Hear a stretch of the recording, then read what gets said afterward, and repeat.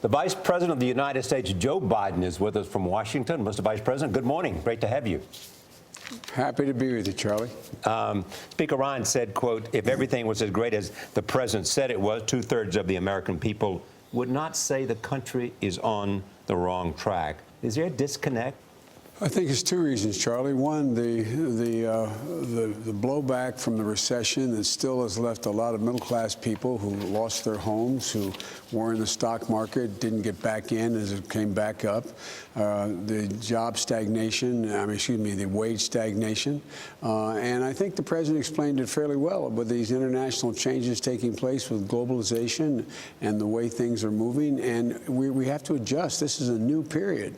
And so there's understandable frustration, understandable concern, but there's no question, we're the most respected, most powerful nation in the world. There is no question that no one is, as I used to say in my neighborhood, a patch on our jeans. That doesn't mean there aren't real, genuine concerns, particularly with income disparity and wage stagnation among the American people, with good reason. Speaking of income disparity, Secretary Clinton, you have suggested, is late to the income inequality issue. Why did you say that? What did you mean? And does it suggest you wish you were part of the political debate? No. The context is always getting it gets reshaped, not intentionally, but gets reshaped in the retelling. I was asked a question about Bernie Sanders and about Hillary, and what I was saying was Hillary has been Secretary of State for 5 years almost 5 years before she ran for office. And prior to that, her major focus and function was still in the area of national security. But Bernie has been doing the same speech for the last 30 years.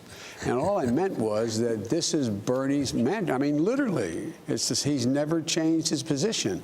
And so there is a difference. I think some of the policies that Hillary has come forward with are very, very proactive. I think they would be very helpful to the middle class. I think she's moving in the right direction. But the comparison was she and Bernie. And it wasn't that she's not authentic. She is authentic. It was that Bernie, this has been what Bernie's been talking about. It's like if they asked me in reverse, why isn't Bernie talking more about women like Hillary? Well, this has been Hillary's wheelhouse since ever she's been a public face of the United States, fighting for women.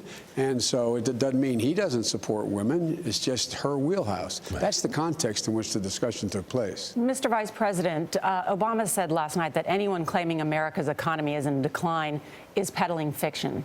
But the facts are this. We have more than 47 million people living in poverty. Household income has dramatically shifted to upper-income Americans from middle-income Americans. You have wages in this country are stagnant. The economy has gotten worse for many Americans. Is there a disconnect here? The overall economy is healthy. The dislocations and the concentration of wealth are dangerous. I remember having a discussion with you, Charlie, where I pointed out an article from the New England, from the University of Massachusetts, Losnick, a professor, pointing out that of the $4.7 trillion in profits from 2003 to 2013 for corporate America, 57% went to buying back stock, 34% to rewarding shareholders, 9% left for everything else. That's what Barack and I have been fighting about. We've been saying that what you have to do is you have to give greater opportunity. Corporate attitudes have to change. It's no longer, they act like they have no corporate responsibility to the community, no corporate responsibility to their employees. There's been a shift, a significant shift that's dangerous. And that's what's wrong with America, but not the overall economy. The overall economy relative to the rest of the world is by far and away the healthiest economy. What wasn't mentioned last night was Iran's detention of the 10 U.S. sailors. We hear the news is good this morning. What can you tell us about that? Well, I can tell you that what happened was apparently we had from our military, one of the boats had engine failure, drifted into Iranian waters. The Iranians picked up both boats, as we have picked up Iranian boats that needed to be rescued, and took them to I'm not sure exactly where. I don't want to misspeak here, and realized they were there in distress, and said they would release them, and released them like ordinary nations would do. That's the way nations should deal with it. That's why it's important to have channels open. Did we apologize to the Iranians? No, there's no apology. There's nothing to apologize for. When you have a problem with the boat, you apologize the boat had a problem? No. And there was no looking for any apology. Okay. I mean, this was just standard nautical practice. Mr. Vice President, pleasure to have you. Good to talk to you guys. Thanks for having me.